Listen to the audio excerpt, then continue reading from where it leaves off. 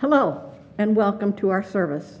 We are the Rogue Valley Unitarian Universalist Fellowship, or RVUUF, in Ashland, Oregon. My name is Katie Fox, and I'm part of RVUUF because I believe deeply in the inherent worth and dignity of all people. This live stream service is the culmination of a lot of hard work, allowing us to welcome you online and 20 in-person congregants.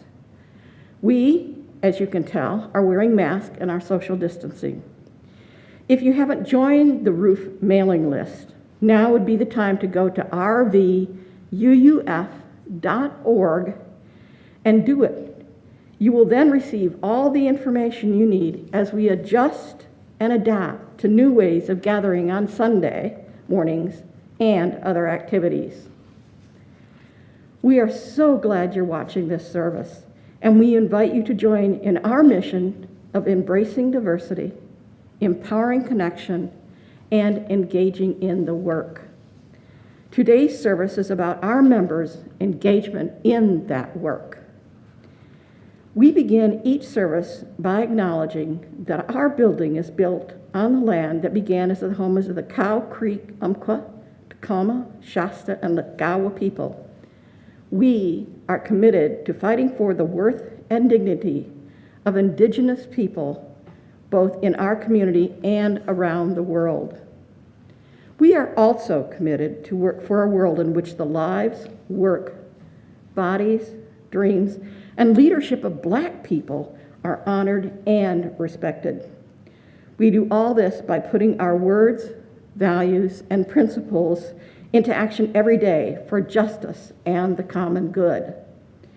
These services are part of that work. Welcome, and thank you for being with us today.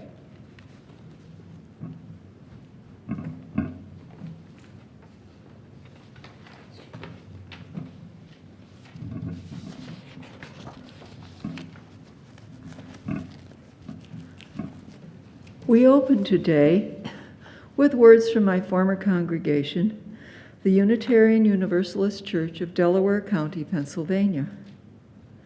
Service is a cornerstone of Unitarian Universalist identity. Through service, not only do we play our part in healing our broken world, but we also find the opportunity to grow our own faith and spirituality and to enhance our relationships with others.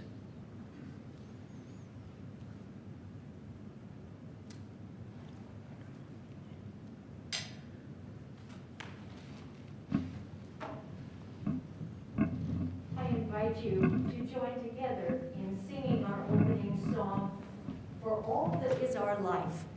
You'll find the words on the screen.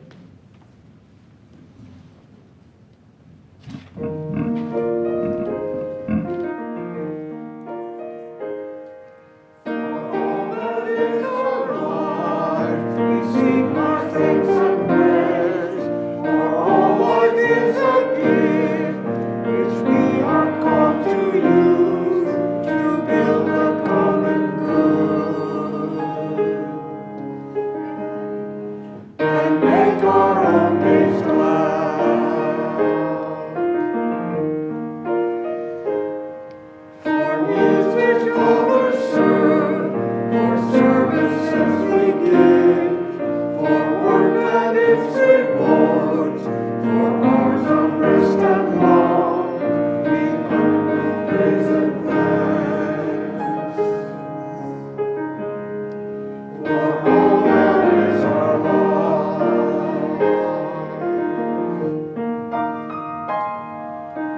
sorrow we must bear, for failure's pain and loss, for each new things we learn, for fearful hours that pass, we come with praise and thanks.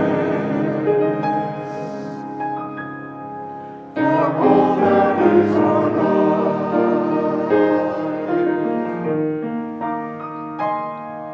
for all that is our life, we sing our thanks and praise. For all life is a gift, which we are called to use, to build the common good, and make our own design.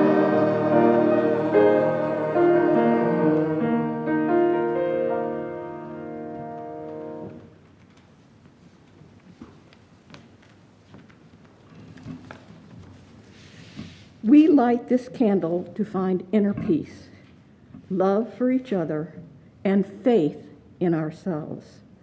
Also, to be welcoming to whomever we meet and kind to all living creatures.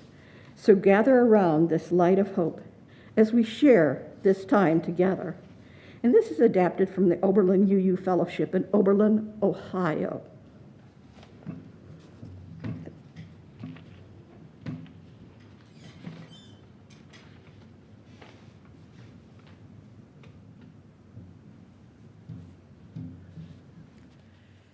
Peace, salam, shalom.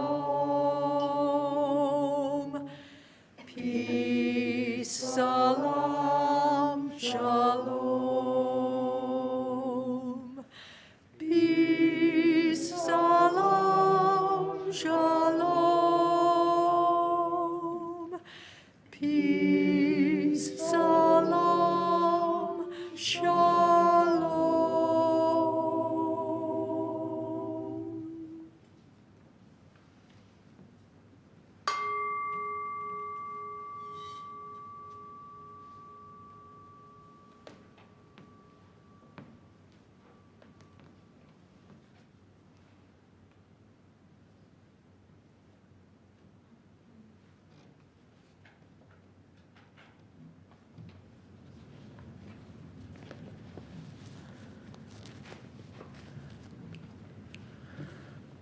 Today's story is called The Ginormous Turnip. It's adapted from a traditional Slavic folk tale. An elderly grandfather in Eastern Europe went out to his garden to harvest some vegetables for dinner. He noticed the largest turnip he had ever seen. It didn't look like these.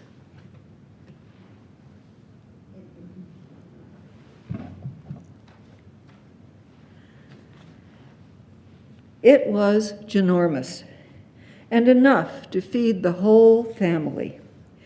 Grandfather started to pull on the turnip, but he could not budge it. He called for his wife, an elderly grandmother, to come out of the house and help him. Grandmother put on her scarf because it was cold. And she went out to help grandfather.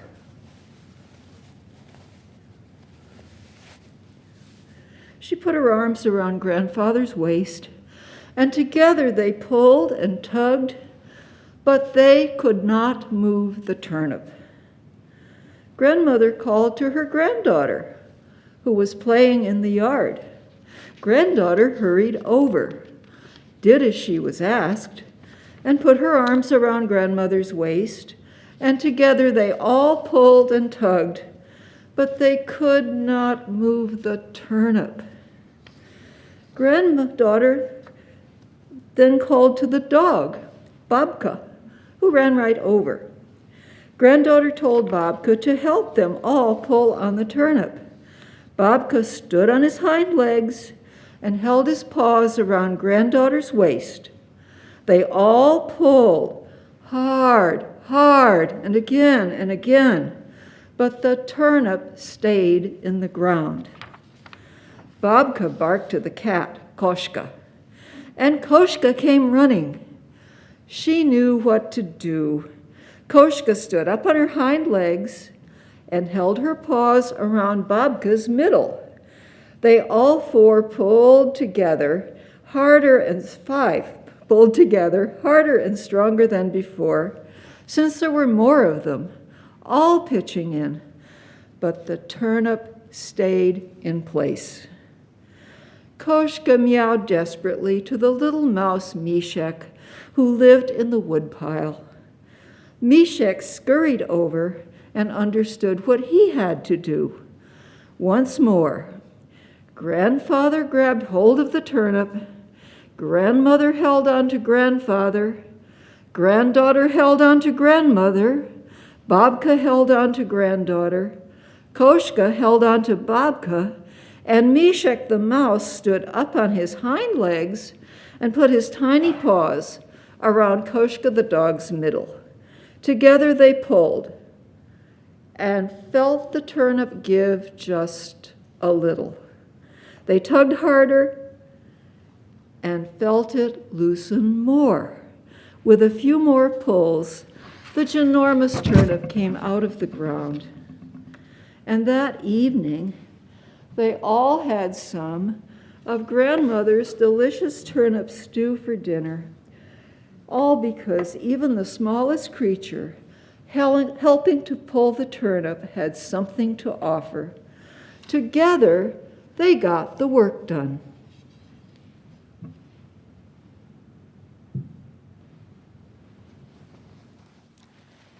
This morning's centering music is based on the writings of Theodore Parker, with music by Thomas Benjamin.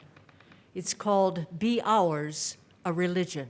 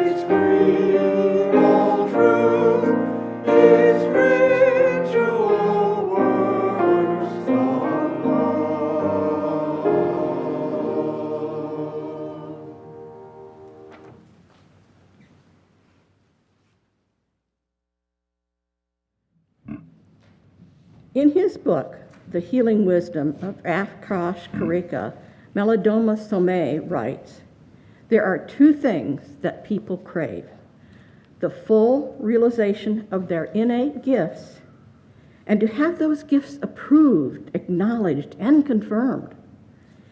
There are countless people in the West whose efforts are sadly wasted because they have no means of expressing their unique genius.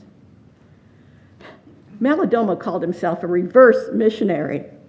His people, the Dagara of Burkina Faso, were taught Christianity from Jesuit missionaries. His purpose is to share the wisdom of indigenous teachings and community with Westerners. This quote is a reflection of that wisdom. The Dagara understand that we all have gifts. These gifts come into the world with us when we are born. The purpose of these gifts is to maintain the well-being of the community. Every human being longs to deliver their gifts and to have these gifts acknowledged.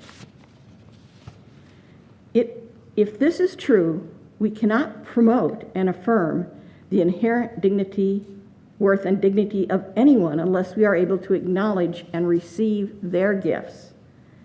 Centering in gifts is a vital practice for human well-being and wholeness. This is true for individuals and the community as a whole. Our gifts are not for us.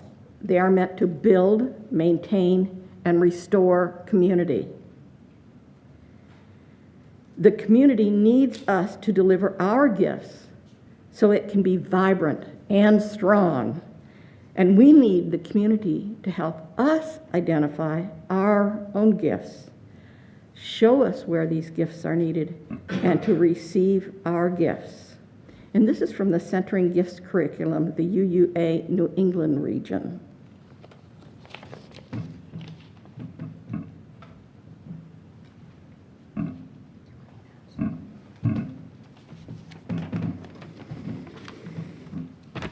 Hello, my name is Jeff Platt. I joined RVUUF in 2010, soon after I first moved to Ashland. I hadn't been exposed to Unitarian Universalism before that, but I was looking for a community of people whom I could relate to, and this definitely fit the bill. I write software for a living. And because of my background in technology, and possibly because I was once a roadie for a rock and roll band, I offered to join the tech committee.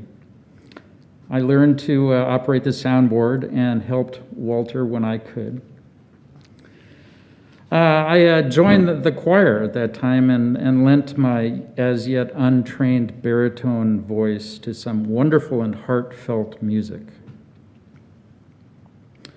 I also joined the Zen Buddhist group and met with them on Thursday mornings for meditation.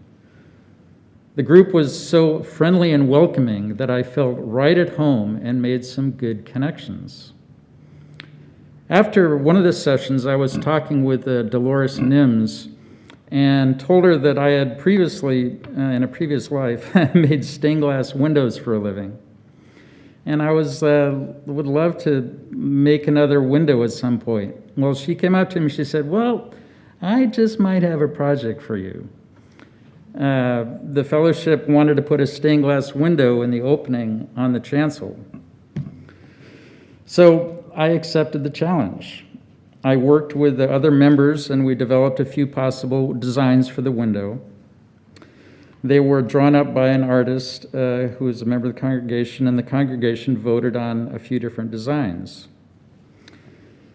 The fellowship paid for the materials, which was mostly funded by a legacy from Meg Thomas. So I dove in and worked on evenings and weekends, because I was still working full-time, but I had evenings and weekends, and it took 3 years, and help from a number of people. I remember thinking that each of the leaves on the tree represented members of the fellowship, all coming together to enjoy the warmth of the flame. I'm very pleased with the result, and so glad I could offer my time and energy. Probably because I'm a business owner, I was also asked to be a board member during that time. I enjoyed the work and learned about the workings of the fellowship and also a lot about myself. Even though it was a challenging time in the fellowship, I felt like I stayed true to my honor and my duty to the congregation. My business has grown and is doing well, so the time I can offer now is limited, but I'm still involved with the tech committee and help when I can. It feels really good to see the streaming technologies start working. I believe our fellowship is on the right track, mostly because of all the love and dedication of all our members. Thank you.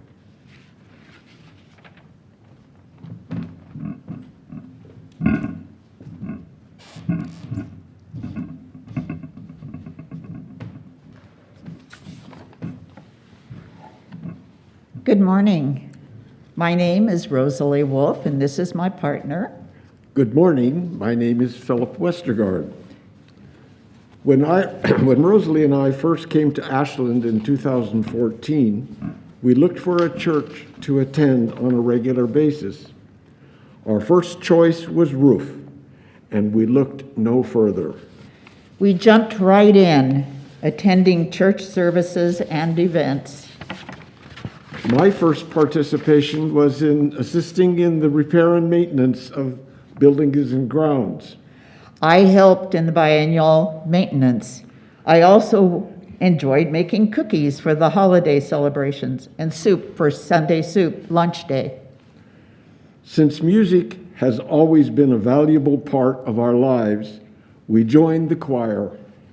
We could see that the choir leadership was excellent with Shawneen Garner, and I sang bass. And I sang alto. We are looking forward to the choir's return in the fall as part of the church services. Soon after Reverend Sean became minister at RVUUF, I served on the board for one term. It was exciting to participate in the early stages of Reverend Sean's ministry. About 4 years ago, I was interested in participating in a men's group, but the existing groups were full. So I started the third men's group at RVUUF. At first, we met bi-weekly in the fellowship's library, but during the pandemic, we met weekly by Zoom, good old Zoom. Now, weather permitting, we meet weekly outdoors in Lithia Park, subject to smoke conditions. It's a special group, one I feel very, very close to. Early on, I joined the finance committee. This was soon after we joined RVUUF, and I took on the duties of secretary. This was a great way to learn about the people and activities of RVUUF and contribute at the same time. I learned a lot in my 3 years with the group of longtime RVUUFians who were the heart of this committee.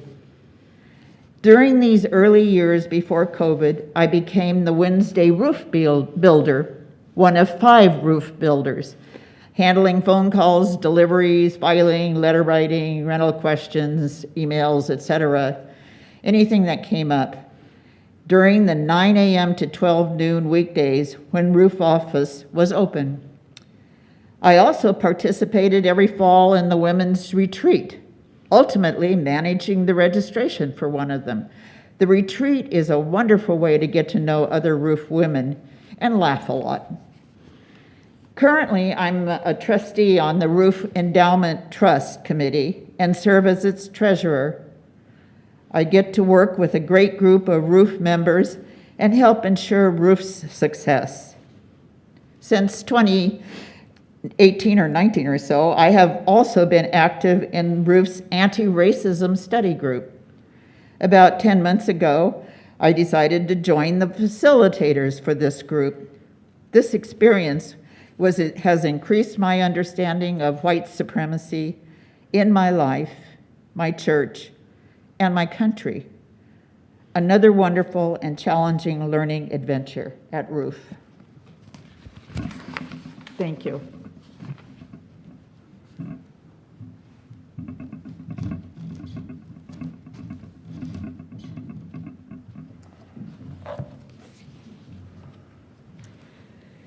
I am Janet Dolan, and my involvement in Unitarian Universalism goes way back because I am one of those fairly rare people who was born and raised a UU.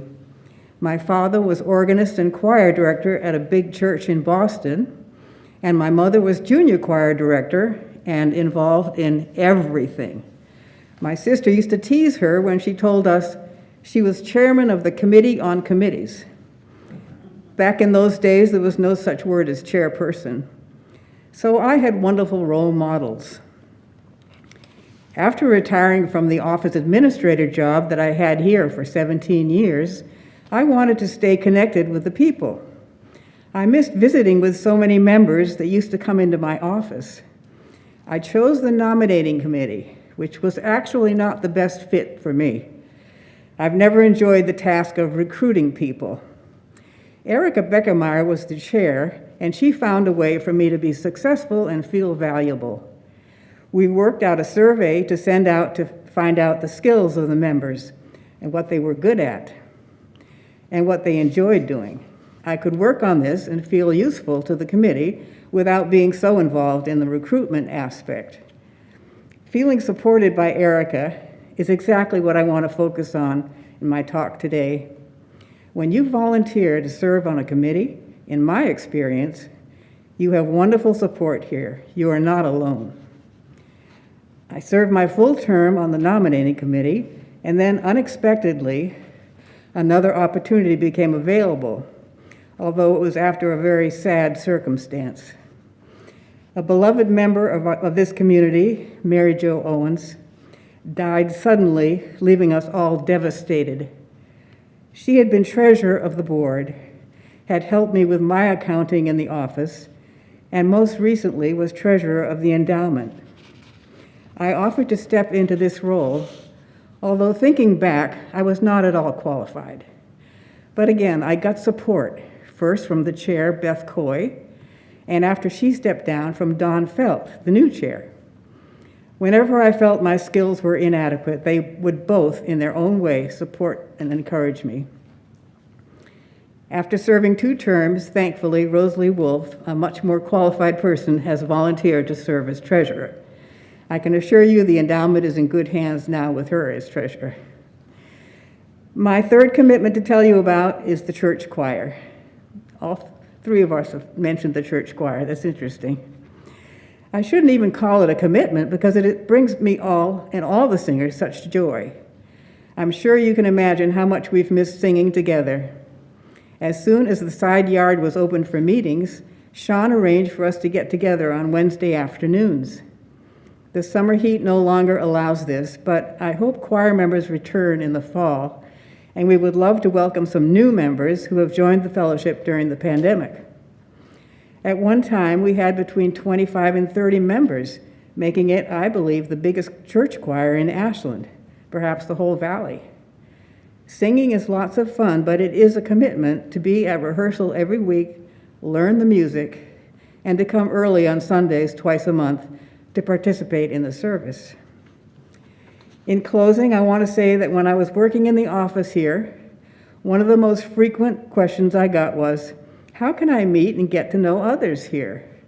I would always answer to get involved in a small group. Sunday coffee hour after the service is not the place to bond and get to know others. Although our Zoom coffee hour has done a better job with this than coffee hours in the past. I used to tell folks to get involved with social justice or the choir or any other active committee, and before you know it, you'll be connected personally to 1 or 2 in the group. To quote an old commercial, try it, you'll like it.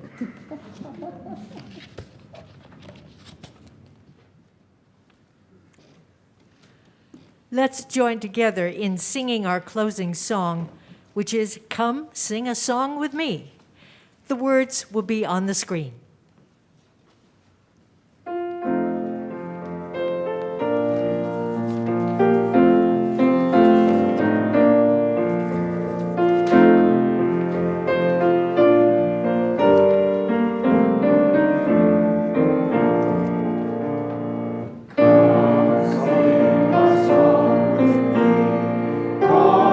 Sing a song with me.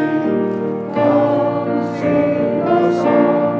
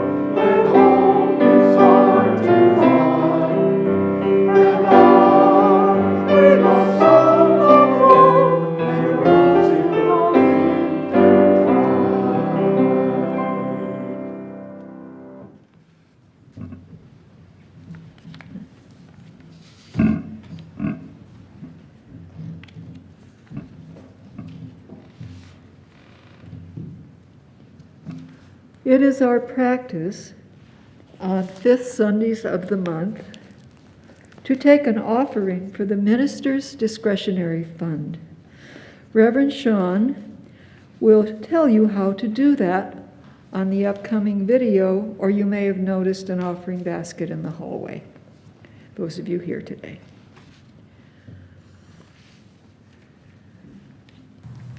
You can give by sending a check to RVUUF, 87 4th Street, Ashland, Oregon, 97520.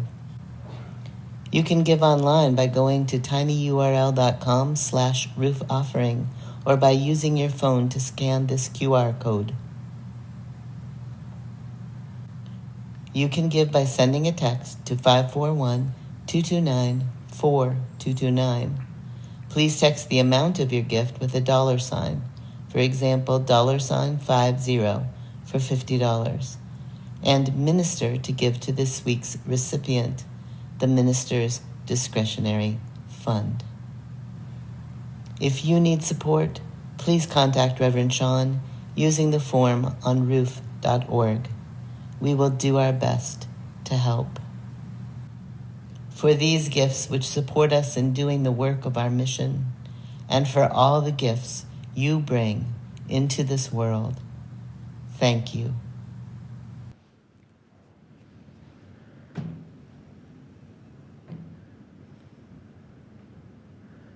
Our closing words today are by Eric Williams. Blessed is the path on which you travel. Blessed is the body that carries you upon it.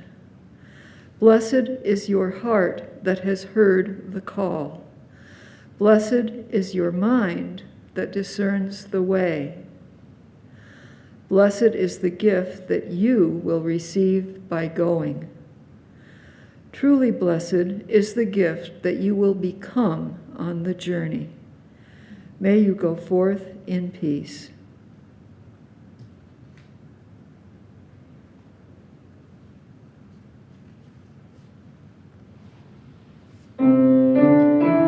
Thank you.